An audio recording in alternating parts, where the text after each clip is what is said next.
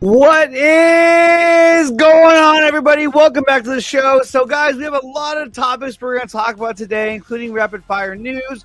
But first of all, I hope you're having a great 4th of July weekend. So far, my weekend has been spectacular. Although yesterday, I spent the day at my mother-in-law's house putting down new carpet and pressure washing her house that she's trying to sell. So that was therapeutic, and it was kind of fun. She took me out to lunch. That part was cool. I love eating. Eating is like one of the greatest things on earth. I think that food is one of my biggest obsessions, and it will continue to be so as I grow older in time. But guys, make sure that you smash the like button and subscribe to the channel. It's free to subscribe, and make sure you hit that bell notification button so you're always notified of any new content the channel puts out. But with that being said, like I said, I hope your weekend is going great. Tomorrow is the 4th of July, so that will be a lot of fun. I'll head down to my brother's house. We're going to be having a barbecue and fireworks, all that shit. Beer, barbecue, beer, and freedom. I was going to get that shirt, too. I should have, from that guy. But overall, though, it should be a lot of fun. I hope you guys have plans for this as well. Good God, what has Ryan sent me now? Let me see. What is this? And it's not loading. Good. Okay, so guys, over the weekend, I did get a chance to see Indiana Jones and the Dial of Destiny. So that was actually really good. I really enjoyed that, and we're going to talk about that a little bit later in the show. It looks like Ryan wants to join the show, and he didn't send me a link. He wants me to send him a link. Oh, okay. This is a solo act, but because it's Ryan, I will send him one. So give me 1 sec, everybody, while I accommodate Ryan Zeverfett to be on the show, which he's probably going to talk to us from his car, which I really don't like, but it's fine. It's fine. There we go. Okay, so with that being said, what's going on, you guys? So we're going to go into our rapid fire news round real quick, but let me see what Ryan wants to talk about while he jumps on here really quickly. But Dial of Destiny, we're going to talk about later. I thought it was really good. I really enjoyed the movie. There was one part towards the end that was a little stupid. So we are going to talk about that. This is going to be a spoiler discussion. That's why I'm going to save it for the end of the show, so we can really dive into the movie if you've seen it this weekend, or if you just don't give a shit and you want to see it, you just want to hear about it anyway. So we're going to do that. Let's go to the chat. Look who's finally live. Yeah, thanks a lot, Phil. Nice to see you here. Bob Marshall saying, Nick is here! Venom Hernandez saying, woohoo, you're live. Unfortunately, I work tomorrow. Okay, cool. Let's see. Yo from Derpy Entertainment. What's going on, man? And then Ryan saying, what up? Who has yet to join the show. So we'll see what he wants to do later. But from now, let's move on to our first segment of the day, which is going to be the rapid fire news round. So let's go to that. But before we do that, let me get this set up real quick. Oh, yeah, I have it set up. We're good to go. So let's do it. Rapid fire news round coming at you right now. Rapid fire news round. Oh, and here he is. What's up? You're off today. I am off today. It's rare, but it does happen. So. I have some questions for you. Oh, no. Okay, so we're going to go through this rapid fire news round. We're going to go through a few articles really fast, just kind of spin through these. And let's start with our first article of the day, which will go to our breaking news segment. A current affair. Kathleen Kennedy reveals that Ray and James Mangold's Star Wars movies are connected. Now, we know that James Mangold is making a story or making a movie that takes place like in the Old Republic, I want to say, like at the inception of the Jedis, I want to say. So it takes place back in the day in terms of the Star Wars universe. And now we know that Ray's movie, the next Star Wars movie that continues on after Episode 9, will connect to James Mangold's movie.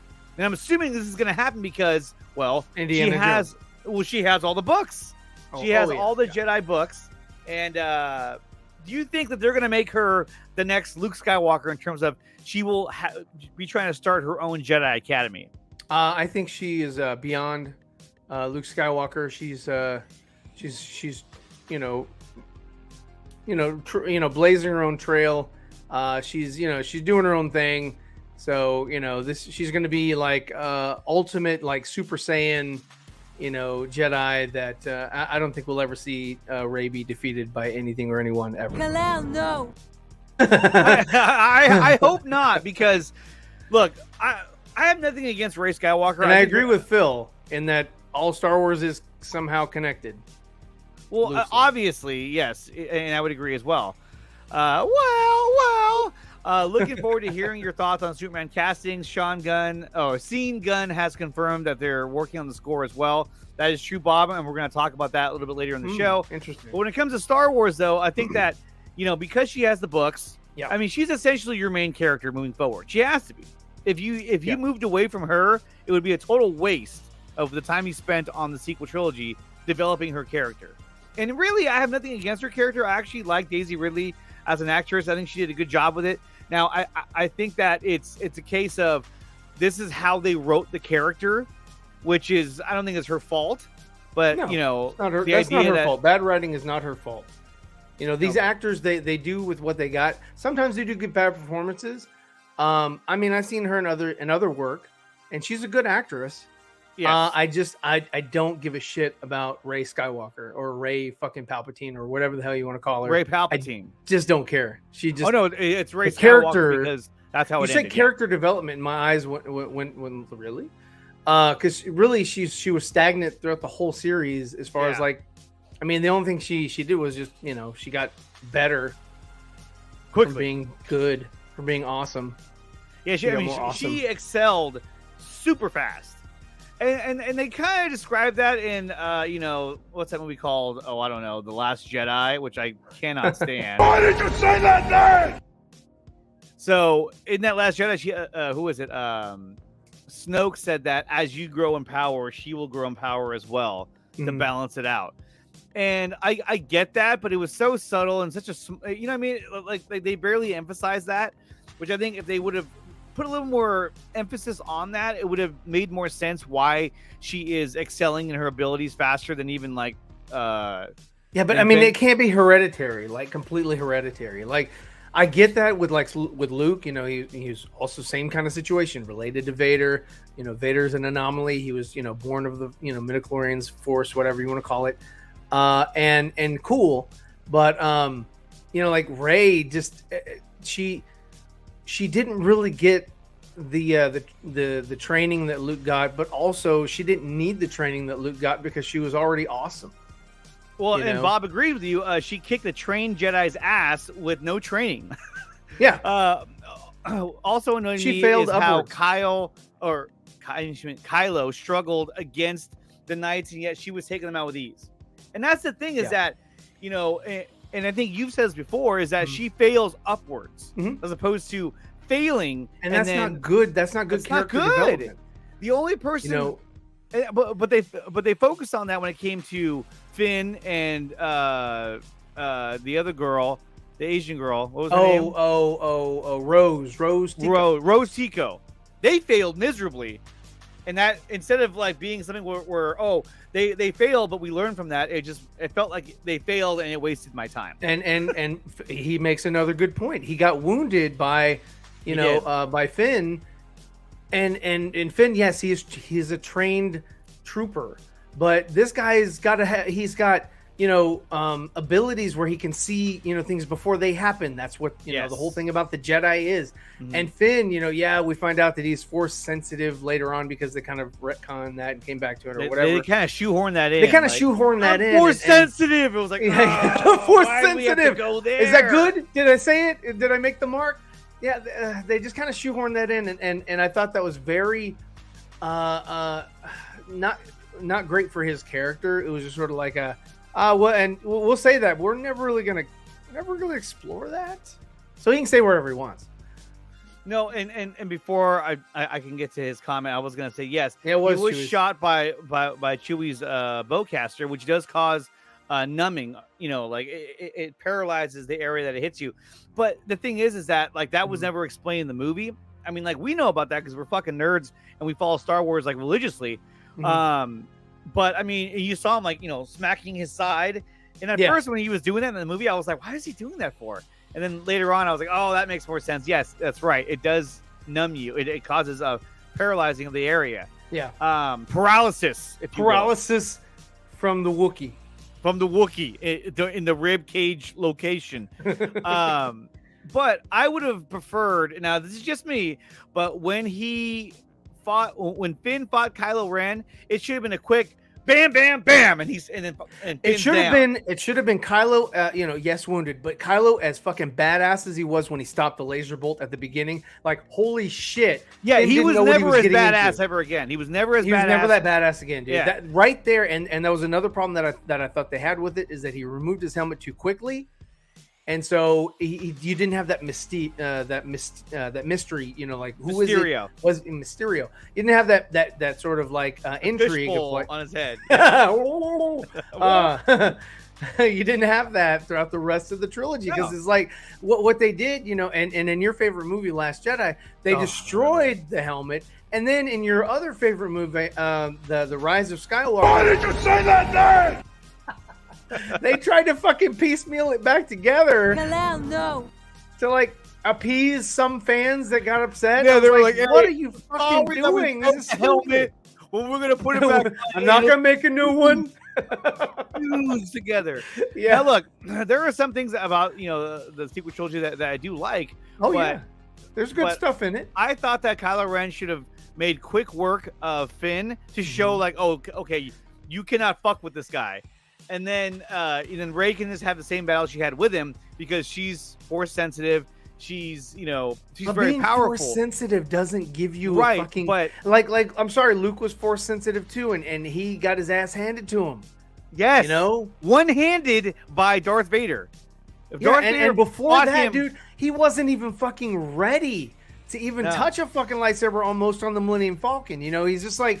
it's like, hey, here's this weapon that you know nothing about. Yes, the difference between Rey and Luke is that Rey was a moisture farmer, and Rey was a scavenger, and she was left alone on a planet. She had a staff, and she had to defend herself. But I mean, I'm sure he had sand people or Tusken Raiders, if you want to call them. What, I don't give a fuck. But he had, things that he had to defend himself from too as well. But I don't know. It just seems like it was the writing just wasn't there, man. And that's what I have a problem with a lot of fucking films, a lot of franchises, that they just kind of phone it in because they think it's a quick buck, and that pisses me off. It pisses. Give me a second off. draft. I don't ever want to see it again. Ever. Exactly. Let's move on to our next topic.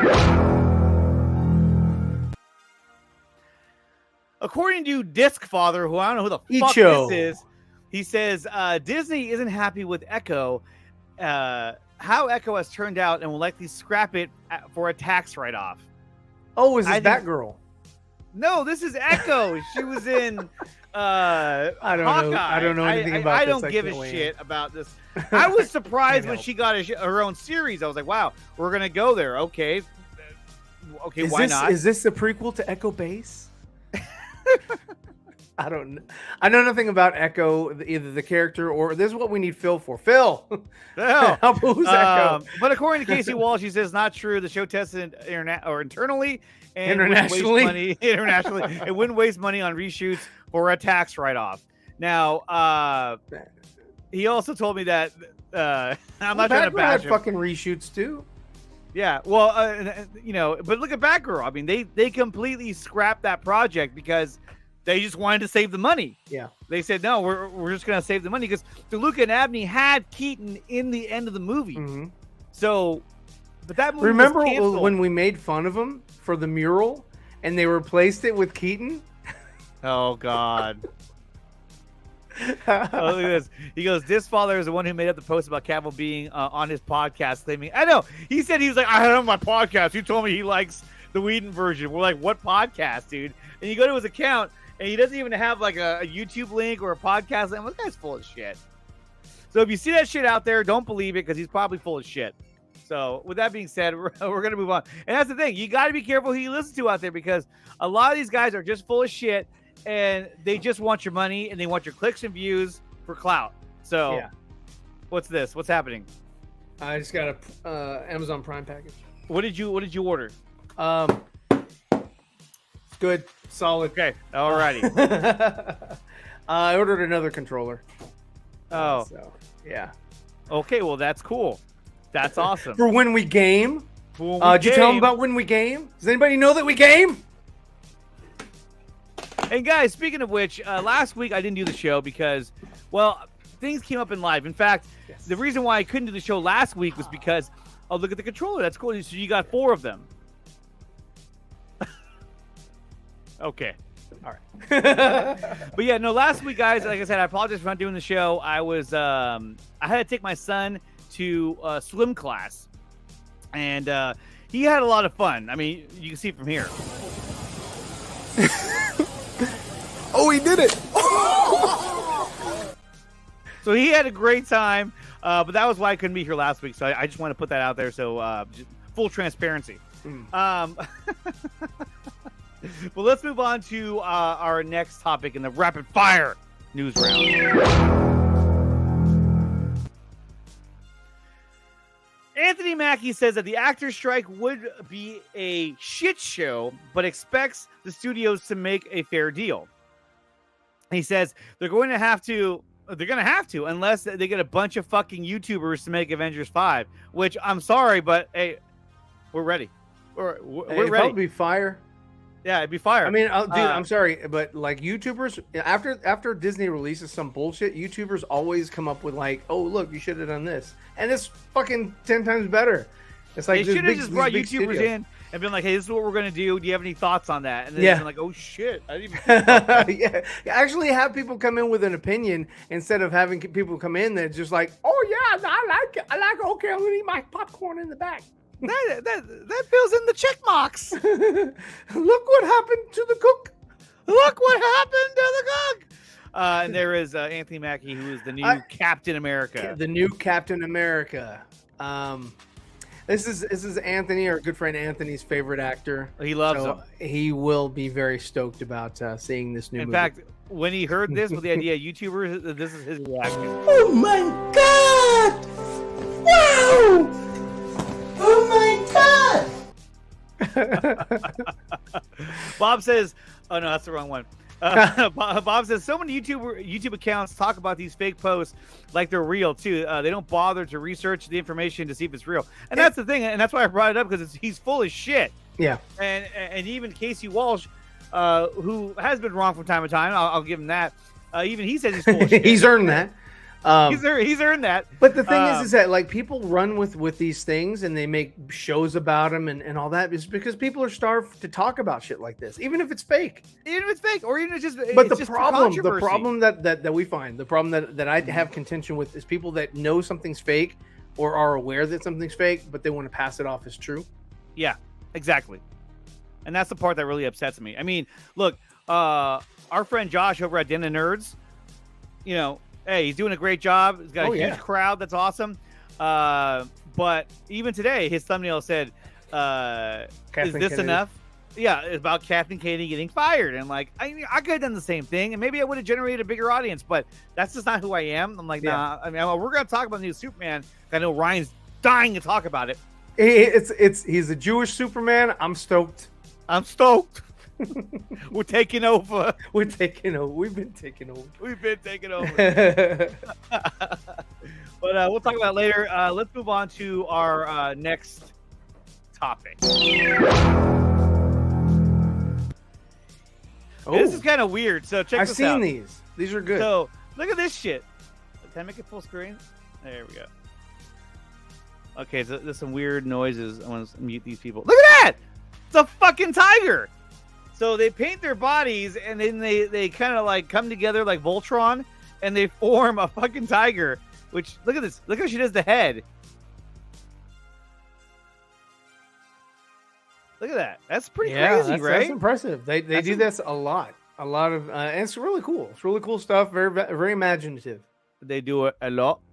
A lot. This comes courtesy of DC Verso. This is a deleted scene from Wonder Woman 84 where she destroys a missile that I guess was shot at her. Damn. And they got rid of it because, I don't know why. I mean, let's take a look at it. They're like, that's too close to Superman in 1978. They're like, that's too violent. Too violent? Yeah, look at her. She's not smiling. She looks like Snyder's Wonder Woman. Yeah, look how mean she looked. Ah!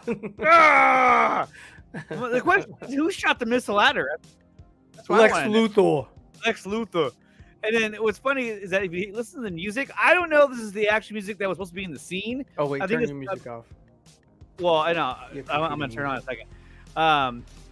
I don't think this is the actual music. I think it's what somebody added. But if this was, I don't know what the fuck was happening in this scene. So check this out.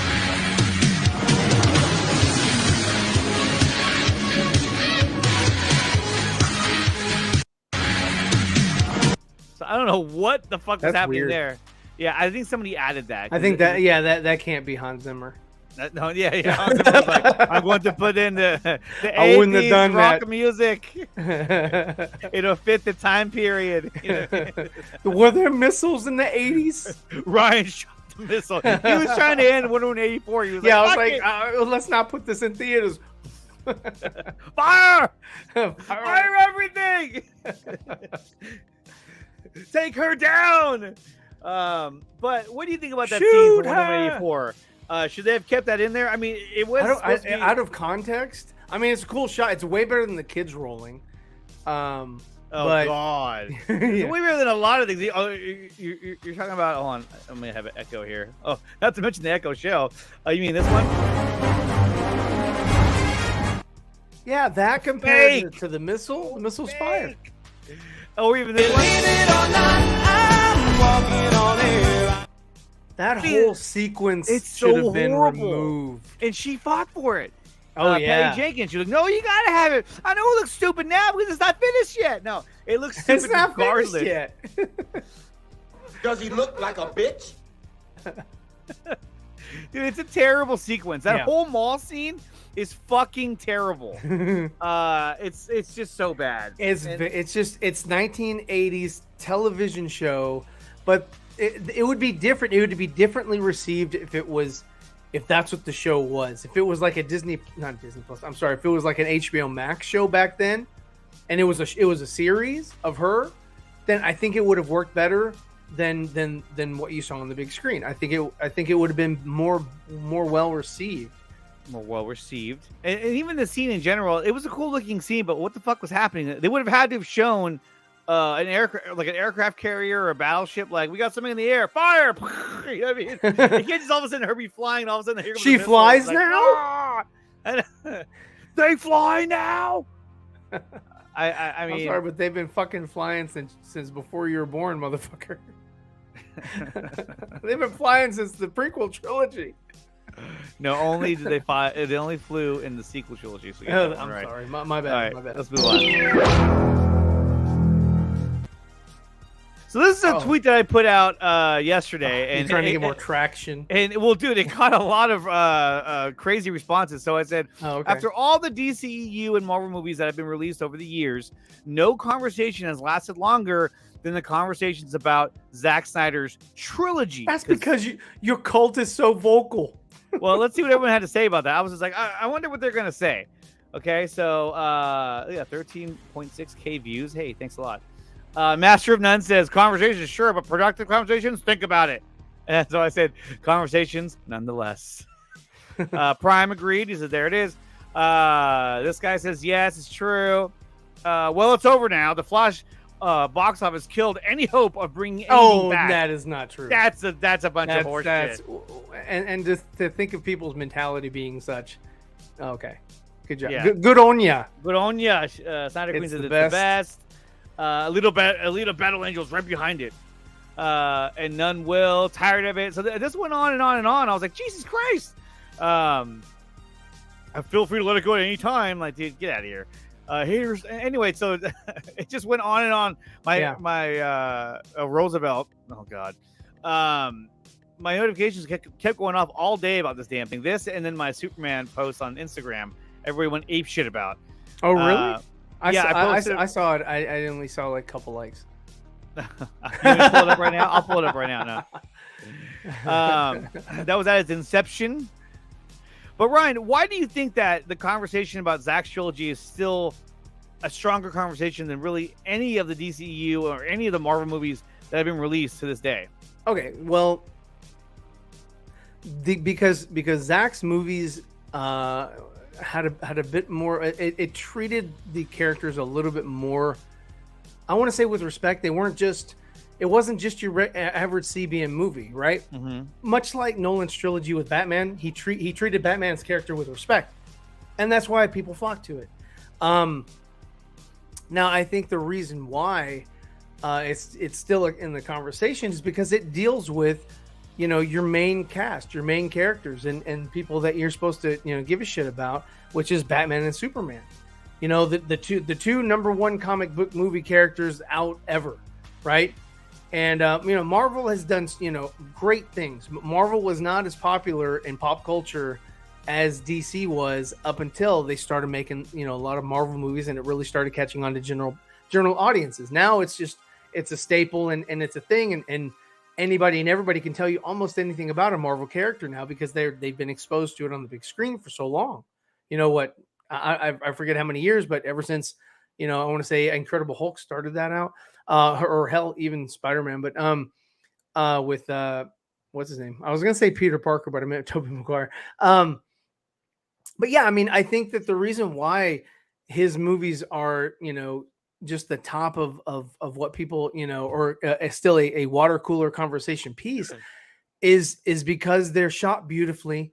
There might be some narrative issues here and there or whatever, but for the most part, they're enjoyable films, and that's kind of it, man. I mean, yeah, it's sort of a niche audience. It doesn't really capture the whole mainstream. He did make creative choices that a lot of people don't agree with, but overall, a lot of people can see past that and say, you know what?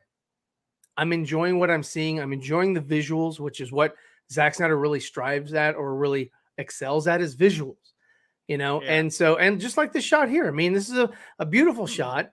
The whole sequence is great, and you compare these to what you would see in a Marvel film or whatever. This looks leaps and bounds better. It looks like this is supposed to be taken a little bit more serious, right? And that's what people want from DC. Yes, they want more of this. Well, see, that's exactly polar opposite. It's not taking itself serious, and so people are like, "Oh, but look, the Flash is flopping, and it's you got a lot of henny pennies out there running for the next fucking storm. It's like, like Indiana Jones, it's not making it. Kathleen Kennedy's out, right? No, it doesn't mean shit. Nobody doesn't mean shit. You guys are running around like a bunch of fucking morons. Yeah, and what you're saying doesn't really matter for shit. So I mean, at what point was Indiana Jones supposed to be this $1 billion box office bonanza? I don't think that was ever going to be the case. I think it was going to be a movie that will probably do $200, $300 million. Last hurrah, and it was to get the stain or the dissatisfaction of the Crystal Skull movie out of people's minds, because that would have been the last movie that you saw of Indiana Jones. So they came in, they made some people this film. like that movie though. I get it. I mean, Crazy Joe. Crazy Joe loves Crystal Skull better than Temple of Doom. But what movie got referenced? Okay, what movie was referenced in the Dial of Destiny? Temple of Doom. Temple of Doom. Thank you. That's one of the greatest films ever. Yeah, it's a fantastic Indiana Jones film. Dude, all three of the old ones are monumentally better than these two incarnations. It's sort of like these past or these last two. And I like Dial of Destiny. There are some things in it that I was like, they could have done without that. But for the most part, we're going to talk about that at the end of the show. We're going to do a full spoiler review on that show, on that movie. But I mean, I think that this was done to sort of replace the bad taste in a lot of people's mouth of the Crystal Skull. I think the first half of the movie for Crystal Skull was better than the second, more intriguing, and it felt more like an Indiana Jones movie. And then they just kind of went nuts and went into, Close Encounters of the Third Kind, which is another Spielberg movie. The whole second half of that movie, it blows. It blows. Okay, so let's go to one of our main topics of the What's day.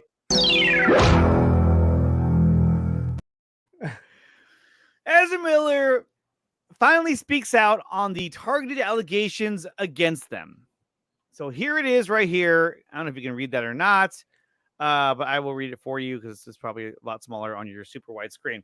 It says, I'm encouraged by today's outcome and very grateful at this moment to everyone who has stood beside me and sought to ensure that the egregious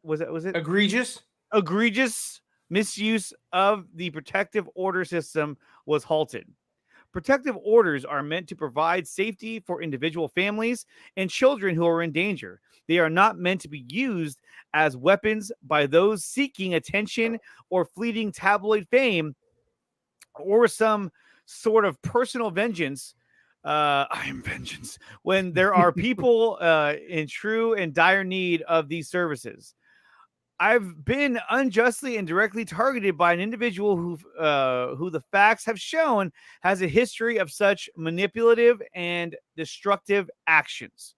I implore those members of the media who have recently recklessly spread false claims and failed to accurately report the truth and context of this story. Oh, you see, to hold themselves the Nicotina show. And to hold themselves to a higher standard and to take time to find the facts rather than chasing the clicks, kind of like Tatiana Siegel. On a personal note, I want everyone to know that I am continuing to do my best to preserve my own wellness and what I can to reserve the collateral damage the ordeal has brought upon me and those close to me. Finally, to all you many beings in this world who have had the enormous courage to see me through it all and make it here with me. I will spend a long time to explain to you what it has meant to have your support. You have my undying gratitude, admiration, and love. Ezra, Ryan, what do you take from this statement? He's not returning as a Flash. Well, I don't think he was ever going to return as a Flash. He might in like a crisis I think it's event. just PR. I think it's just, I mean, really, like, good on you. Like, if I'm getting seeking help and shit like that, I'm not making statements and shit. It's like, dude, keep I your don't shit buy private. I don't buy it. Just keep your shit private. But public perception is always number one. With these people, they do get talked about. They are in the spotlight. Of course, Flash Film News is covering this because they cover everything. Yeah, I mean that's their thing. And so yeah, I mean, look, I get it. Good on him. Whether he wrote this or somebody wrote it for him, it's good. What I get out of this is I don't want to see or hear any more headlines of him like losing his shit or going nuts or attacking somebody or and that's whatever. the thing too is that even though some of the allegations were kind of overblown, he still put himself in a position to be, in those allegations, which he should have done everything he possibly could to stay clear of all that. Yeah, that's why when he was on the set with Clooney was giving him pointers. He's like, I've been through this shit. Have you seen Batman and Robin? So, but I mean, he did very much need to get that piece of advice, and maybe some others, just like hey man, look. You do get caught up into this shit, right? He's been doing this shit since he's been young. A lot of child actors, they do have a lot of issues or problems because they haven't, the life that they've led has not been, I want to say 100% authentic. And that's why they have issues. They have problems with like adjusting or understanding or seeing or deciphering, the world around them. And they see things as like, oh, this is okay, or that's not okay, or whatever it is. And so, yeah, he went to a point where he was in and making it worse by being in the headlines and by coming out and by doing other things and by, posting, cryptic, messages and shit like that and whatever. And it's like, dude, we've seen he's our not fair innocent share. in his behavior. I think his behavior, encourage this and kind of help us along in terms of having these false allegations. So I think a part of this is he has to take some responsibility for based on his actions alone. Oh yeah, definitely. And hey, he's getting older. Hopefully he matures and learns from it and understands how to navigate life. So we'll just say that. Yeah. And we'll see what becomes of Ezra Miller as the Flash. I don't believe that he'll move. I don't believe that he's the Flash moving forward. I do agree with Ryan's theory that they're going to move forward with like a Wally West. And it's the easiest maneuver. And then you could bring Barry back, maybe Ezra Miller, in a later film to make a cameo. But I mean, at a certain point, though, you have to say, hey, look, like we got to have a Barry Allen. Right? I mean, you have to. Well, I mean, but the thing what they did with Michael Keaton is that you can have a different actor portray the same person. Yeah, that's true. And so because in this world, Barry Allen is just a different guy. Yeah, and so they could introduce a different version of Barry, which would be like I'm not going to say they're going to bring Grant Gustin into it, but I'm just saying you can have another human being portray this character and not be and not have any continuity issues or whatever. I mean, hell, they did the same thing with fucking what was that WandaVision shit? When they brought in the other Quicksilver, Ralph Boner. They brought him as Ralph Boner. He wasn't the same guy in a different universe or whatever. So it's like you can with these multiverse movies and trying to wrap people's brains around them as you make them. This shit doesn't really have to make 100% sense. It just has to be entertaining. And that's what you have to get back to is like, is this shit entertaining or not? And if Ezra is not the best fit for the role for that film, then recast. So, I mean, but that goes for a lot of characters. Really, it's like, sure. Look, if you were not going to, like, if you couldn't get Ben Affleck to come back, just recast it. Recast. You don't have to start from the ground up. And that was the weirdest thing about it. They were just like, oh, look, let's just reboot it with Keaton. It's kind of like, why not just do what you were going to do and just recast? Ben Affleck. I see that the thing is that it's weird. Like you bring up Ben Affleck. That's actually an interesting point. So you have Zack Snyder's Batman from BBS, which Right. is a badass fucking Batman mix. You know, Yeah. that's the best iteration that we've had so far compared to the Justice League Batman, compared to the Ben Affleck Batman we saw in The Flash. Now it's the same actor, and essentially it's the same Batman, but it's different takes on the same character. And Right. I prefer the more aggressive, darker, than the one we saw in Justice League or in the Flash film. You don't have to change the actor, but sometimes even keeping the actor, it'll change the character depending on the director. And it would have been cool to see that version of Batman with a different actor, but keep that same what do I want to say, paradigm, or keep that same feel, or context, or whatever. Just like give us that Batman and his world, and that would have been awesome. I think you could have really built out a franchise instead of saying, okay, you know what, we're just gonna introduce yet another Batman in Brave and the Bold with a different Bat costume from Pattinson. And and so like at the end of the day, dude, I think Batman, there's more Batman than there have been James Bonds now. And I think you've got your Batman of many flavors. And that's I don't know. I mean, it's cool on one side to see different iterations, but also not cool. Like I'd like to see more iterations of Wonder Woman. Like we've only had Gal, right? I'd like to see different versions of Wonder Woman. You're going We've to never now because James Gunn's about to recast. Sure. The and that was evident from her response not too long ago, but when she talked about the character, that was her way of saying goodbye. Without actually saying goodbye. She had two films released this year with her, her cameo, Shazam 2 and The Flash. Yeah. And that was just her like farewell 2023, not doing it anymore. So yeah, she's like, that's it, I'm out. But look, when it comes to the whole Ezra Miller thing, I like what Bob has to say right here. He says, only way we're ever going to see Ezra as the Flash again, in my opinion, is a crisis film, or if Zach ever, Zach's not going to come back, but Zach ever made a legacy sequel like a decade. Yeah, well, then they're all going to be fucking like in their 50s. These actors are all getting old. 10 years from now, they're all going to look like shit. Yeah, well, I mean, we were joking before the show about Michael Keaton being 70 and Harrison Ford's Indiana Jones being 80. And it's like, guys, at what point in time, like we were talking about Harrison Ford, we'll talk about this later, but we're talking about how he punches people and it still has an impact. Yeah. He's 80. If an 80-year-old man hit me, he'd be like, I mean, they did kind of play into the fact that he was older a few times, which I liked. But I mean, look, so you're telling me that if Harrison Ford put on a Batman suit, I'd be like, yeah, that's fine. That's believable. He can take out all those young Russian guards, now. Those Russian soldiers, trained. He can take them all out. Michael Keaton and Harrison Ford should do like a buddy cop comedy, and or it not be even the comedy. Expendables. Make it fucking serious.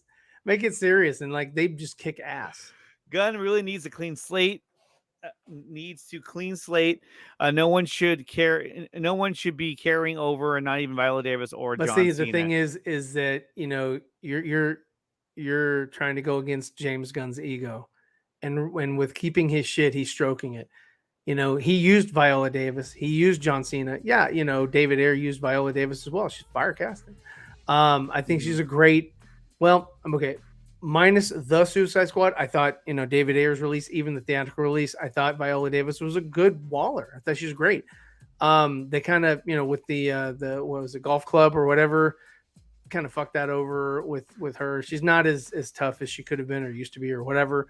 And yeah, so I mean, it's the same thing. It's the same thing with Batfleck. With Batman and BVS is Amanda Waller from the Suicide Squad. Or a Suicide Squad, and then Justice League's Batman versus the the Suicide Squad's Viola Davis's, Right, you know, right. Amanda Waller.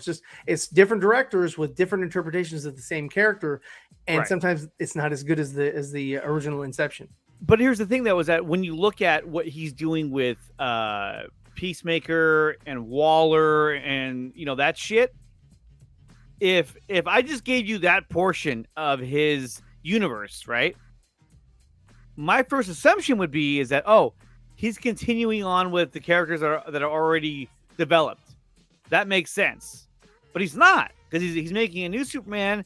He's making all new characters, but he's carrying some of them along to his Again, universe. that goes back to his ego. He's keeping the shit that he made, Yeah, or that exactly. he played with. But I think there's certain characters that maybe the studio didn't want to part with, in terms of, like, you know, Margot Robbie That as could be. Harley Quinn.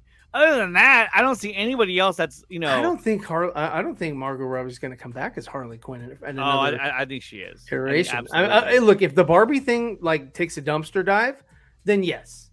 If Barbie is successful and they jump right into a Barbie franchise and just start doing that, she's not coming back to we'll that role. see. They'll just give it to, you know, what's her name from the Star is Born.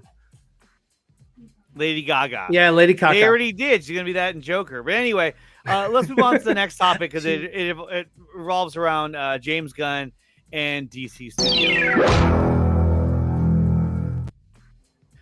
James Gunn confirms that DC Studios won't be at San Diego Comic-Con this year. Probably next year. Well, no fucking shit. Because here's the thing. What are they going to do?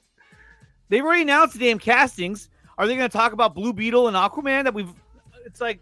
No, what that's they're just going to do is old release. They're going to release trailers around that time, in place of and it's cheaper. They don't have to do anything. Right. They don't have to do anything. I mean, what's he going to talk about? He's going to talk about his slate that's starting in 2 years. He's already given us. That was the worst fucking decision ever. Was to release his slate before the films came out. Yeah, why would you do That's that? the dumbest. It's like, guys, I really think shooting myself in the foot's the best way to go. What do you think? Yeah, No, I'm not going to listen to you. I'm going to do it anyway. And go. He basically came out and said, hey, the films that are coming out this year, I don't give a shit about. I'll promote them because it's my job, you know, it's part of my studio, but they were not my movies. I don't give a shit. Instead of looking at those and go, okay, how do we integrate those into what we're going to be doing moving forward? They decided, I don't really give a shit. Let's give The Flash a corny ending that leads nowhere. Let's give Shazam an end credit scene that will lead to nowhere, because the JLA recruits him for what? It was just put in there just to give it substance. Yeah. But it's not going anywhere. Mhm. It's not doing anything.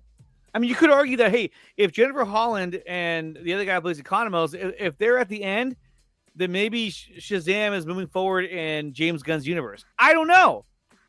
But that was the only thing I took from it, was that, well, if they're in the end credit scene, then perhaps this is part of James Gunn's DCU. But he never said they that. were put in there. I think they were put in there for like a feeler. Like, But if at that Shazam point, is right, but at that point, why even have the scene? You just should have fucking ended the movie. because Shazam he's a one-off character. He doesn't have any connection to the Justice League whatsoever, other than the mentions. You know, My mentions, Anthony Beltray. yeah, stay out of my Anthony mentions. Beltray says nobody going to Comic-Con this year. No, Bob Marshall I bought my writes, ticket. I think San Diego Comic-Con this year is actually smart about skipping it. They need to let these films, these next films, just come out and start fresh next year. Pretty much, man. But to me, it's still kind of fucked up that he didn't try to integrate these films into his plan moving forward. But at this point, look, you either start fresh or you don't. And the fact that he's going to cherry pick, that's kind of stupid to me. I think I it's just think stupid, but I think he's taken a play out of the Transformers, which, you know, we got to watch. Yeah. You know, a couple weeks ago. Is that like they are in that universe? At least they are not rebooting. They're just not paying attention to what's come before it. But Exactly. it's a light continuity that nobody cares about. And yes, Anthony Beltray is right. Originally, it was going to be Cyclone and Hawkman who show up to recruit Shazam.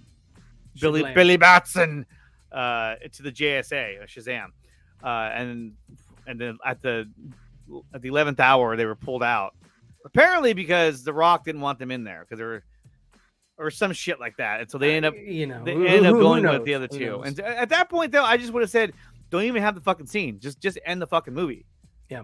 Like I would have preferred the end credit scene, the Flash with Aquaman, something like that at the end of Shazam, as opposed to what we got, because it didn't lead anywhere. It didn't do anything.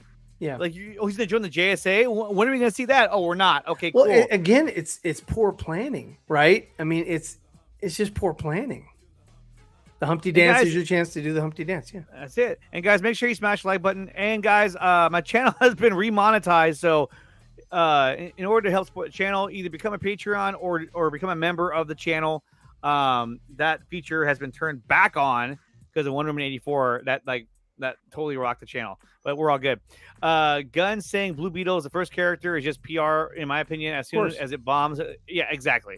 And that's the thing too, is that he could have easily have taken Blue Beetle and said, okay, we're going to put you March of next year and get you away from Aquaman and everything else. But he's not doing that because I think that there's still a little bit of hesitation in terms of, is this going to work? What if it comes out and it just absolutely fucking bombs, movie sucks ass, and nobody takes to it? Then you'll never get a Blue Beetle 2. And Jaime Reyes or even a CG version of Blue Beetle, it might make a cameo in a later appeirance. In a multiverse, that's all you get.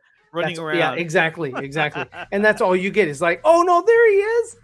The Rock didn't want nobody to be a part of the Shazam universe, and that was, to me, like I get what the Rock doesn't make any sense, because but that was the worst mistake. Owns Shazam. That was the biggest fucking mistake. That was a $7 production. It was Shazam.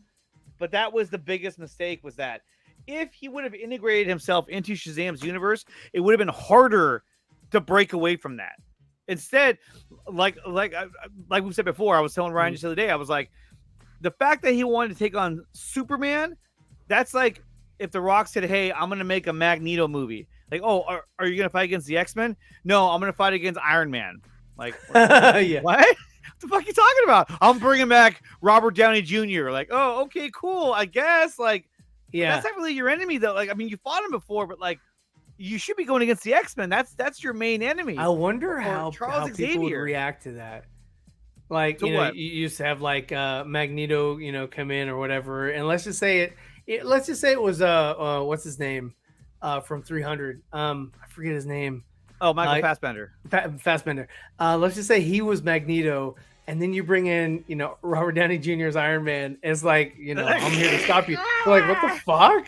Like, how would Marvel fans react to that? That's like him saying, like, oh, so you're gonna go against the X-Men? No, I want Captain America. Chris Evans, Captain America, not fucking Anthony Mackie. I want Chris Evans. No. You know what I mean? And they're like, oh, they're gonna bring back Chris Evans. He made a cameo at the end of Magneto. Like, it doesn't make any sense. You're like, what are you doing? Like, don't worry about it. It's all part of the plan. They should. I mean, like, having the Superman scene was fine, but then there should have been a second end credit scene where he visits the Wizard, and the Wizard tells him that he's not the true champion. What would have been better is like if you had Henry in a different scene where he was actually a part of the scene. I don't need to see this fucking standoff shit at the end. That was dumb. It was last minute, so it was last minute. I get it. It would have been better. It would have been better if they'd had him somewhere just in the movie. He didn't even have to talk to Dwayne Jackson's character, or Dwayne Johnson's character. Dwayne Jackson. That's on the Four Nerds. Great viewer, by the way. But yeah, you wouldn't have to do that. You wouldn't have to do that. It would have been better. The thing that they never really did was like before the Black Adam film, dude, they never put him in any other film to like get you hyped or ready or give a shit.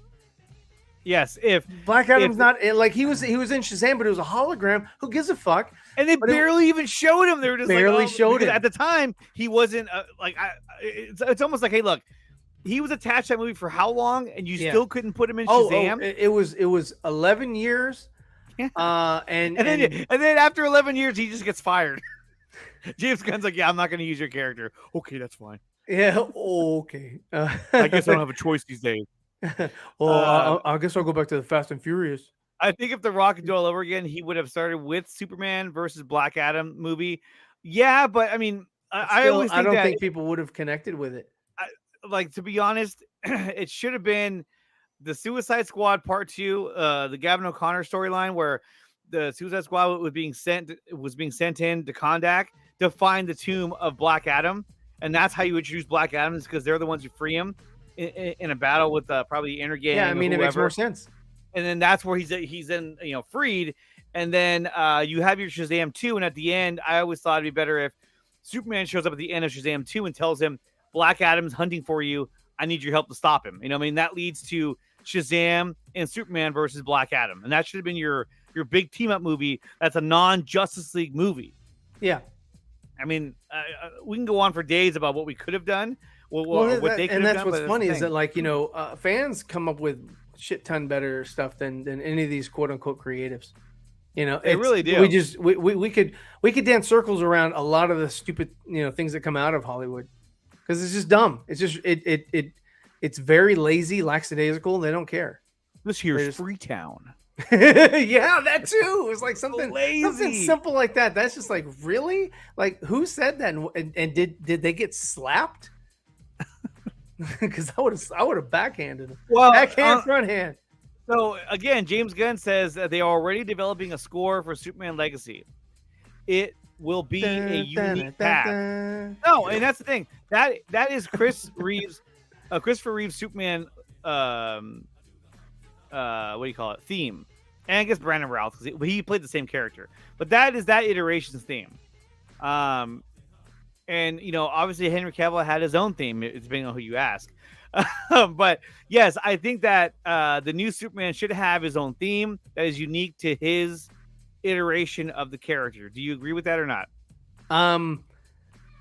It would be cool, but I think that the Chris Reeve, John Williams, Brandon Routh theme is more iconic. It's kind of like Star Wars not starting off with John Williams' theme there as well.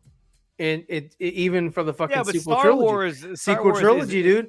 It's the same shit. And what they could do is what they're doing, what they did with Rogue One or what they did with, with a lot of the shows, is that they take the style of, what he was doing, John Williams, with, the Star Wars films, and they made their own music, but they made it based on his. And I'm fine with that. Like, keep the theme. Like whenever something happens, it's like, oh shit, there you go, it's gonna happen. No, I was doing Star Wars. See? I mean, it works for Chris Reeve, and I thought it worked really well for the in Superman Returns when he was trying to save the plane from crashing. That was a cool scene. Remember, it had the that was the best part of the film. That was the best part of the film. After that, it was just like, what are we doing? Again, it was just lackadaisical. I'm gonna build land. But think about and a problem that the Green Lantern movie had with Ryan Reynolds was that his theme music was shit. It was like guitar and maybe some drums, and it was like it was just really, really bad compared to Wonder Woman's theme. It had guitar, but it was pretty cool, pretty dope. Aquaman has a theme, but it's not that great. The Flash, we saw the movie, didn't have a fucking theme at all. No, he didn't have a theme. There's no theme song for the Flash. Theme? It makes you wonder if maybe they took it out. Like, oh, don't give him a theme because we're not going to use him again. We're not committing to that. Yeah. No commitment will be shown here. But James Gunn says, I have more than an idea. We are, as usual, already developing a score and taking a unique path. Okay, well, that's interesting. That's good to know. I did put a poll in the chat. Should the new Superman have his own theme? So far, 100% said yes. Oh, well, let me go vote. Okay. But at the same time, it's kind of like he should have his own theme. Like if he comes in with to be honest with you, it's just a rehash. You're like, okay. No, what they could do is they could update the theme. There you go. They could update the theme and make it still have unique music, like the Lois music. I don't care for that. I never did when I was a kid. When I was a kid, I always got up and fast forward. Prepare to fast forward. I would always fast forward the scene where they're flying, and she's like, "Are you an angel?" or whatever the fuck it was. Oh, when she had her internal monologue. I didn't care because I was a kid. I think they live around the moons of Diego. Okay, let's. But I have no problems with John Williams. I love him, and I love the John Williams theme. His shit's fucking timeless.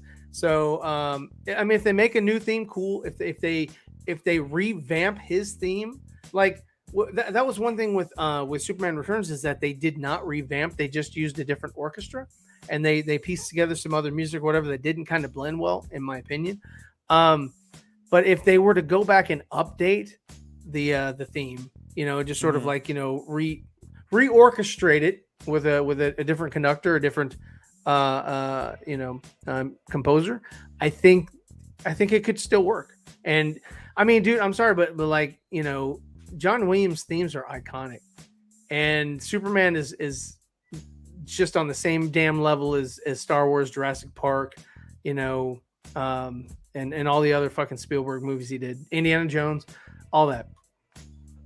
I mean, they still fucking use Indiana Jones's music, I mean, but that's the same iteration as it's been for the past like 40 years. They did the same thing for young Indiana Jones, and that's not Harrison Ford. Fuck young Indiana Jones. Who the fuck watched that? I know you did. Oh, fuck yeah, I watched that shit. Oh, fuck yeah. Oh, yeah. Good shit. That's quality entertainment. I lost my place. All right, let's move on to our next topic. We need to move on because I'm running out of time. You have a lot of time slots. I'm busy. All right, here we go. So here it is, guys. These are the two castings for Superman Legacy. David Cornsweet will be our new Superman, and what the fuck was her name? Lois Lane. I just blanked on her name. Fuck. She's from the marvelous Mrs. Maisel. She's got a bunch of awards, Golden Globes, and awards under her belt. So she's I'm sure somebody in the chat will supply the name. Well, let's hope Phil's listening. No, he's gone. He was gone. at the beginning. He was like, I don't care. He's like, they're Rachel Brosnahan. Yeah, Rachel Brosnahan. Thank you. No relation to Bronson. And Charles Bronson. Charles Bronson. But no, I think Phil left because we were making fun of The Last Jedi. He was like, I'm out of here. Lynn Daly writes, this movie is about to be very white. I don't know. I don't know. What do you think? Do you think I've heard Perry's going to be calls black for. again? Well, I've heard casting calls for Perry being African American. They Because, probably I mean, will. I mean, probably once you change it from But whatever. who would be the Lawrence easiest Fishburne was character? fucking fire. I don't care. But Ryan, who would be the easiest character to race swap and or gender swap? Olsen, because he's Jimmy a Olsen. redhead. He's a redhead. If you made Jimmy Olsen a girl who's black, no problems. Everyone would be like, Yeah, no, I have no problem with mean, it, but it's still, I'd rather say it's the source material, so it doesn't matter. The thing for me is that, like, if they have good chemistry, sure. Like I said, Lawrence Fishburne was fucking fire, dude. He was amazing. I love that shit. But I mean, if once you go black, you never go back. And that's a misnomer. I do not agree with that.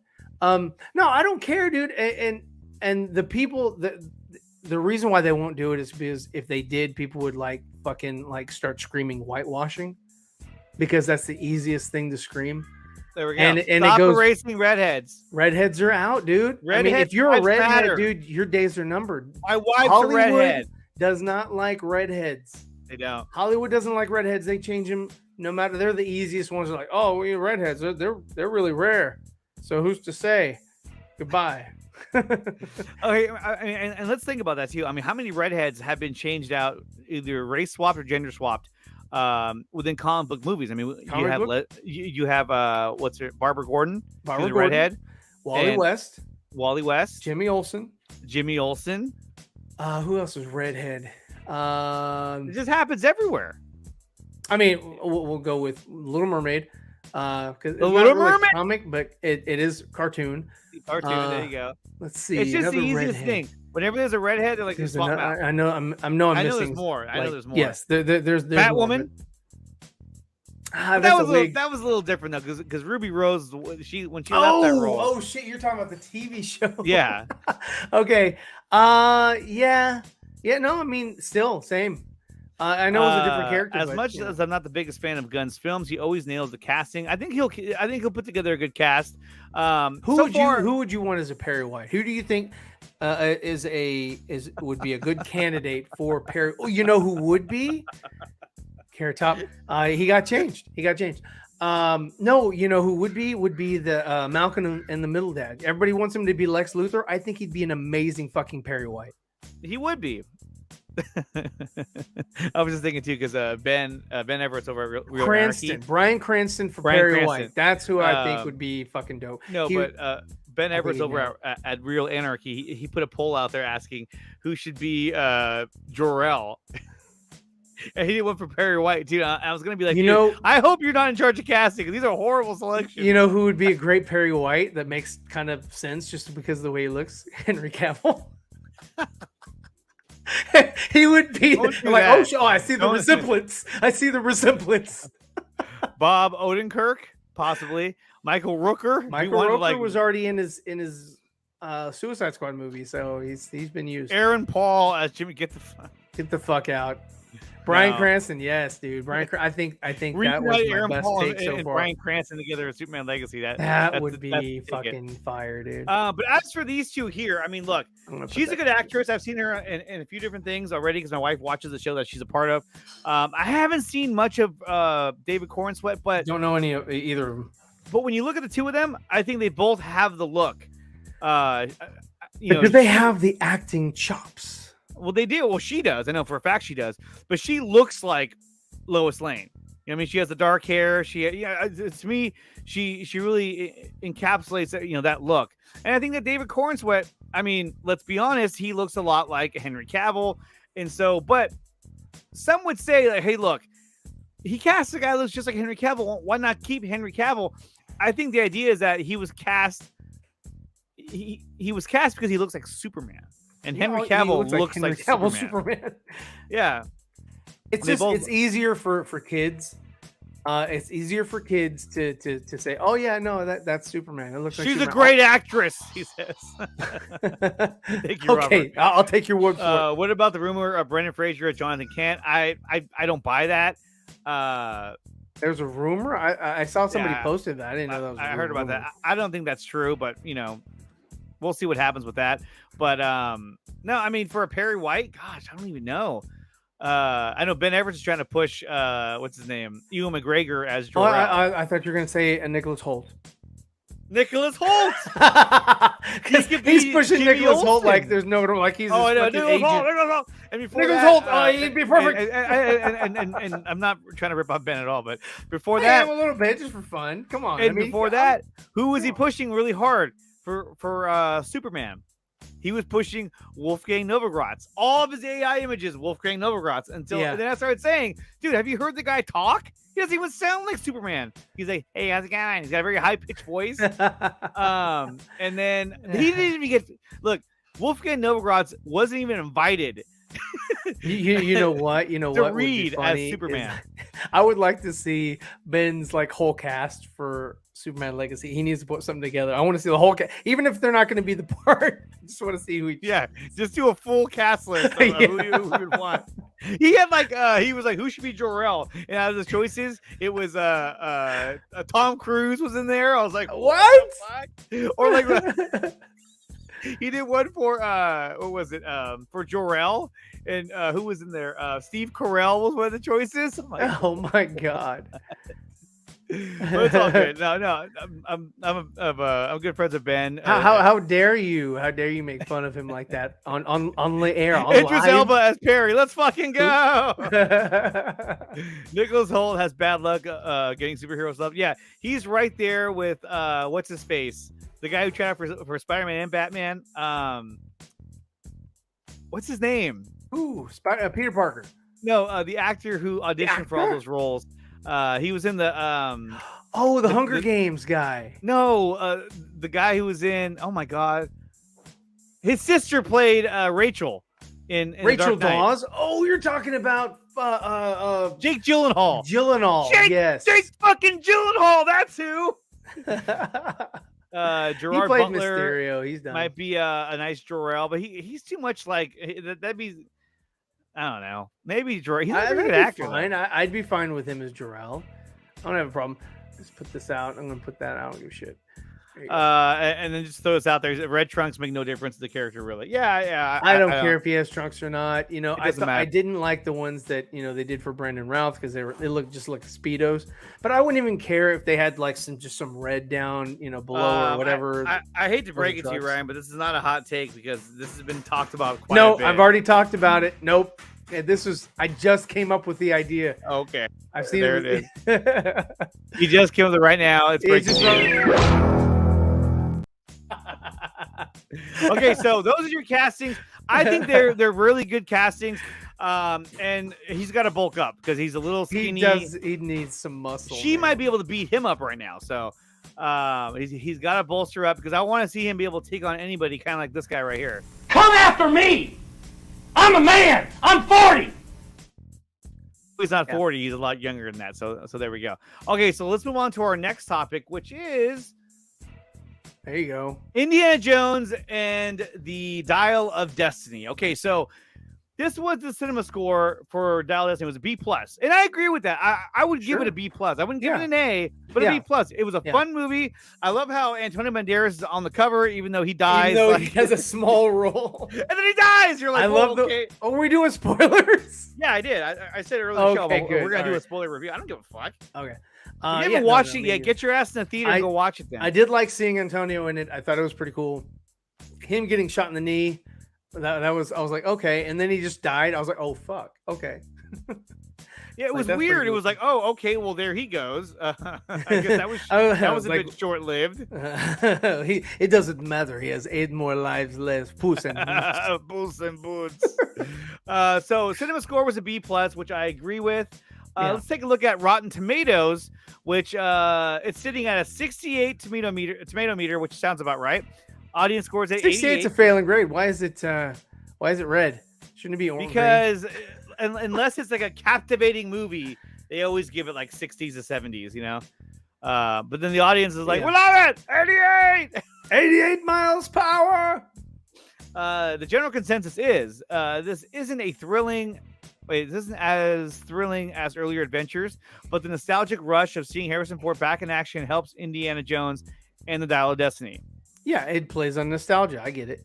Well, but the de-aging part was the best part of the movie. The de-aging part was the most it's the most convincing action de-aging I've seen. So kudos to them. They did a good job.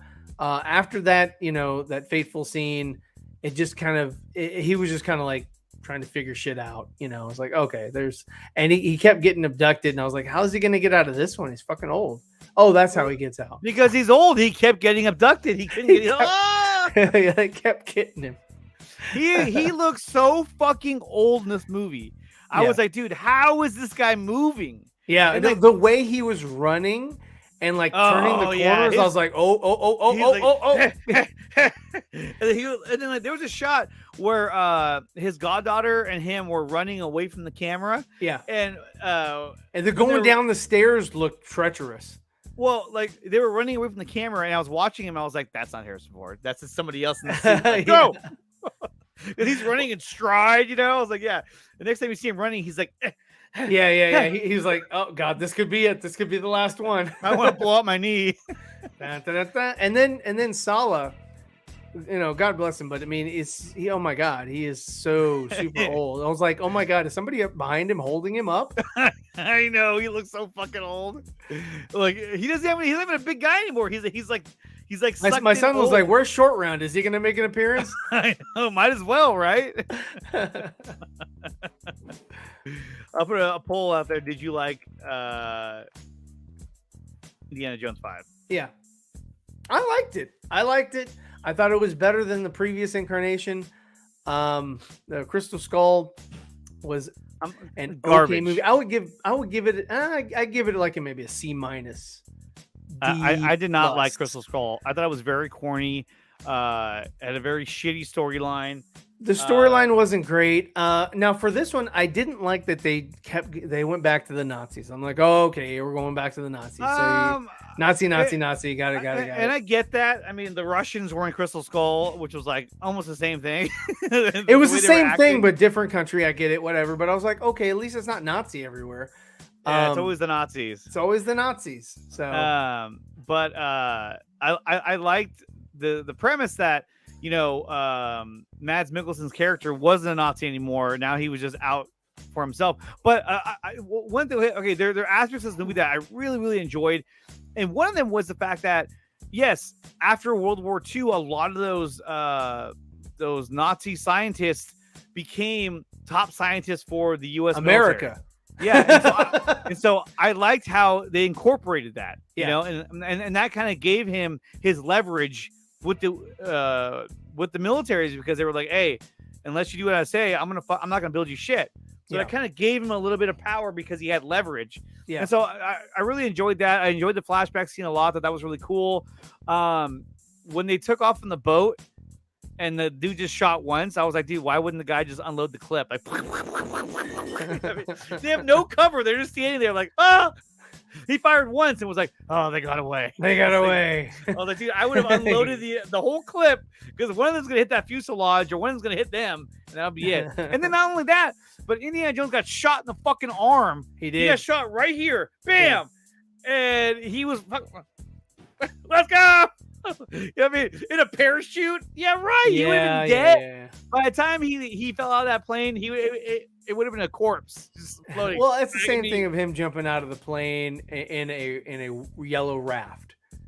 There ain't no way they fucking made it out of that. But here's the thing, though, is that when it came to Indiana Jones, like, I didn't really think about all that kind of shit because it's Indiana Jones. Like, I don't give a shit. Yeah. It's just fun to watch. If this was Harrison Ford in his prime, and they did the Dial of Destiny in his prime, like maybe a year or two after Last Crusade, it would have worked. You know, hey, what's up, Max?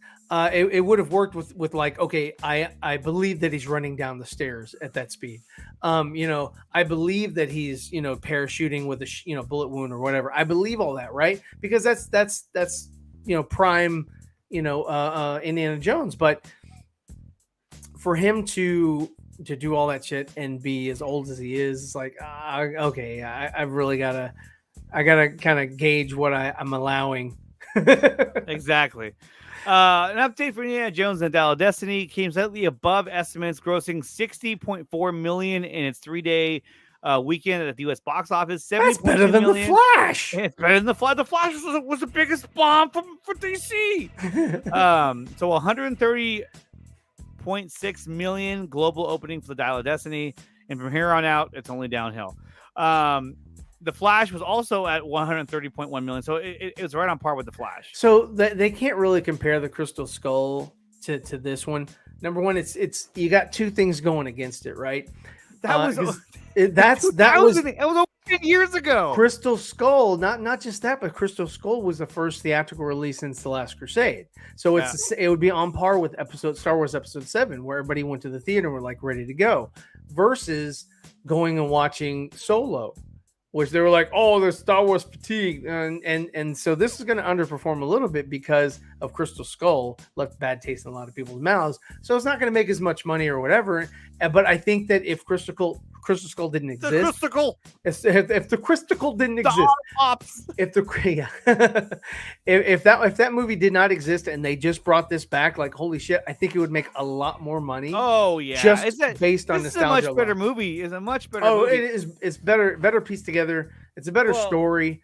The what he did in the past doesn't make a whole lot of sense, but you know, whatever. Okay, but.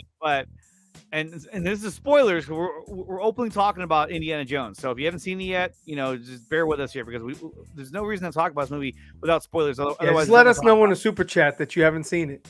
Yeah, if you super chat me, then I'll stop. No, but yeah, you gotta pay me to stop. You gotta pay to stop me. Yeah, no, but when they described what happened to Shia LaBeouf's character, it was just like, oh okay, cool, he's dead. And this Joker thought he went to the Vietnam War, which was a decade after. Whatever. What war was it then? You don't even fucking know. It was the Korean War. I just told you that earlier today. What does it say here? These movies are not top tier. People only seem to only support high-end movies, visuals, and story and fan service. Unless you're Crazy Joe. Let's see. I support people that I don't even know. I buy tickets to movies just to help support the box office. Like, but you're not buying them. So it You're doesn't help the box you're office. just reserving a seat because you have a fucking movie pass. You're just making one less chair for the usher to clean.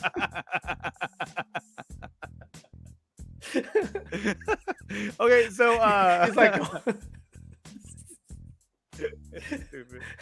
well, this one's not sticky. Next. Thank you, Crazy Joe. Thank you, Crazy Joe. Usher's lives matter. Oh my god. Okay. So everyone's listening who's wondering what the fuck are they talking about. There's a YouTuber. There's a YouTuber out there by the name of Crazy Joe. He's a very passionate fan. I'll give him that. And very opinionated. Hey, why not? What's this? And so he has the Regal Movie Pass where he gets to watch as many fucking movies as he wants to because you pay a bunch of money for like a year pass. And on his way out from seeing a movie, he'll get tickets for other movies that help the box office. But if you're using a movie pass, you're not buying the ticket. They're just giving it to you. What would be more funny is if he bought it for the next showing, but it's sold out. So somebody that wanted to go to that showing can't go see it because he purchased the tickets and nobody's in the chairs. He's like, it's his whole family. A big supporter. I got you, Elemental. Oh my god.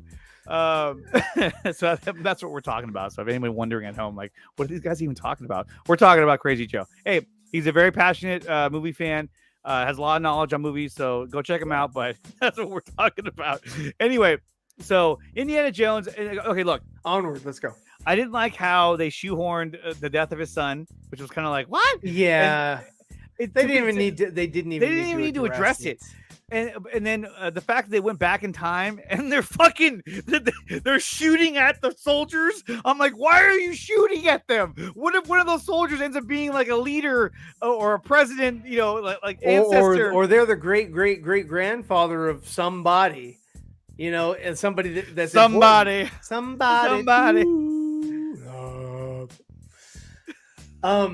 But yeah. I mean, it's just, I'm sorry, you're gonna go back and do exactly what Ezra Miller did with the tomato sauce. I mean, come on now. But that's what I don't get. Like, it was one thing for them to fly around, and it would have been cool if they were like, "Oh my god, it's a dragon," you know, which they were kind of doing. But the fact that they started shooting at the soldiers who were shooting at them, I was like, "Dude, you're killing people that would not have died." Oh, get out of here, Max! I told you that it's spoilers. That was a little weird. That whole time travel thing was like, I was like, okay, they could have went without this. Yeah, I do believe they should have observed. I thought because they brought up Shia LaBeouf, I thought that they would try to go back and like save him. That would have been a better, to me, that would have been a better way for him to utilize the dial. It would have been great. Like, what are you doing here? Why do you look so old? You know, like all that. You know, that it would have been, and then they could have gotten out of the Vietnam War scot-free. The Korean War, get it right. The Crimean War. The Crimean War. But I would have loved for him to go back in time and save his son from going into the military. Yeah. Or have one more interaction with him. You know, that would have been cool. But that didn't happen. That would have changed the way that a lot of people would have saw the movie. It would have added some heart, you know, to it. Instead, what did he do? He got back together with the girl from Raiders of the Lost Ark.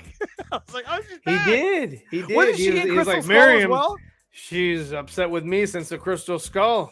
Yeah, she was in Crystal Skull, right? She was. Well, that's Mutt Lang's, or Mutt, whatever the fuck's mother. Mutt Lang, yeah. Mutt Lang. And so, and then she came back. She looked fucking way old now. I was like, fuck, you've aged in the past 13 years. Come on, dude. Even Carrie Fisher looked old as shit. Yeah. And, you know, same thing with Mark Hamill. His name was Mutt. I mean, come on. His name was Mutt. Mutt Lang. You got Indiana and Mutt. Like, what? The fuck were they thinking? Spielberg was like, "We got it. We can't lose. We can't lose. Hey, we'll have a motorcycle drive through a library." That's Indiana Jones, right? Yeah, that's all about it. Okay, let's Actually, go to- I prefer him swinging with monkeys. all right, that wasn't a bad scene. All right, let's go to our last and final topic. And guys, It's a we're pressed for favorite time one. here. It's a favorite one, Rebel Moon. Here it is, guys. So this is an Empire magazine. Who the fuck buys magazines these days? I think it's just Nobody. the website now. Empire magazine exclusive. Zack Snyder talks about why Rebel Moon didn't become a Star Wars movie. I knew it was a big risk, tells Empire. So let's A go big into ask. that. Let's see. A big ask. It was a big risk. So that's his version of lightsabers. She has like these they're like molten swords or some shit. That's pretty cool. Ryan is over the moon about Rebel Moon. I'm just waiting on a trailer. It makes people so mad when he says that. They're like, "Whoa, what do you mean?"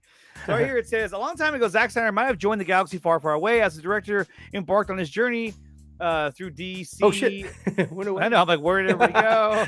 You can't read this. I know. Sensitive material.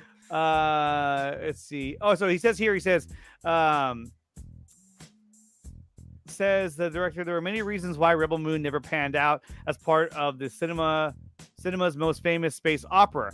The sale of Lucasfilm to Disney had just happened, says Snyder. There was that window where, who knows what's possible. I was like, I don't want any of your characters. I don't want to do anything with the known characters. I just want to do my own thing on the side. And originally I was like, and it should be rated R. And I get that, but I can see why they were like, yeah, we're not going to do that. A decade later, Snyder has developed his original tale and is getting to make it exactly how he sees it. I knew it was a big ask, to be honest. He says of the making of the film within a Star Wars galaxy, but the deeper I got into it, I realized it was probably never going to be what I wanted. What the hell was that? I heard a big slam outside. Instead, he's conjuring up his own universe across multiple movies, which after initially releasing on Netflix in family-friendly cuts, will get a harder edged R-leaning versions too. I think that's really cool. There's gonna be a R version and a family version, so I can have my kids watch one of them, and I can watch the other one. Yeah, so the kids are gonna eventually be like, "Hey, here's the R-rated version I'm gonna watch." Oh, there it is. Wasted cut. And then there was another image of Ray Fisher as well. I think it's. Oh, okay. Let me see if I can find it real quick. He's got a beard in this one. Yeah, he's got a huge fucking gun too, which is pretty cool. But Ryan, his name is Blood Axe. I was expecting more of an axe. I was too, and I was let down. That did not pan out. It did not pan out. Let me see. I don't know where the hell it's at. Okay. But after hearing a little bit about his idea, with Rebel Moon and all that, are you at all excited about Rebel Moon, Ryan? You've been pretty strong about this opinion of yours that you want to see a trailer. Yeah, first. I mean, I could get excited about images all day, but I mean, at the end of the day, if it turns out that it's kind of meh, then it's like, why did I get so excited for that? And a lot of people, they'll work themselves up, or and get hyped for something, and sometimes overhyped for something, and it doesn't pay off, and then they're just like, kind of like, oh, well, it's not as good as I thought it was going to be. But this is Zack Snyder. It's not going to go wrong. Oh, so yeah. You're right. I mean, because Army of the Dead was a fun movie, but nobody's still talking about that movie. People don't talk about that movie. Look like at that do, shit. Zack Snyder's Justice League. That looks amazing. Or, BVS or Man of Steel. Nobody's still talking about Army of the Dead. So I'm hoping that this is not the case. I hope that what he's doing here is going to be fire. It looks, everything that I've seen, nothing looks bad. I'll give you that. Nothing looks bad. Everything looks promising like, from everything that I've seen. But again, all I'm seeing is just images, and that's cool. Like images are great, but I need to see a trailer.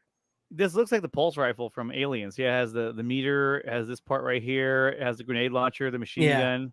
It looks like the pulse rifle. And I like that, Ray looks pretty unrecognizable. Yeah, I like that. It looks like he's, kind of, diving, or, these everybody almost that is a part of this film, except for the Charlie Hunnam guy.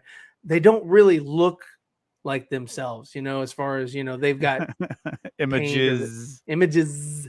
Little Dave Pena. I think he always has images. They've got, and look, Robert's on track with you. He says, I'm not sold on this movie yet. I overhyped myself for Army of the Dead, and it was just all right. Army of the Dead was a fun movie, but again, like they released that, then they released that other movie, the heist thing of the dead, or I like that movie, Army of the whatever Army the fuck, Thieves. where they're opening up Army of Thieves, Army of Thieves, and nobody's talking about that either. And then there was supposed to be some animated stuff, and that it's been 2 years, and it's kind of like, okay, is that dead? Is that gone? Has Rebel Moon just taken all complete focus away from any of that supposed universe? I mean, what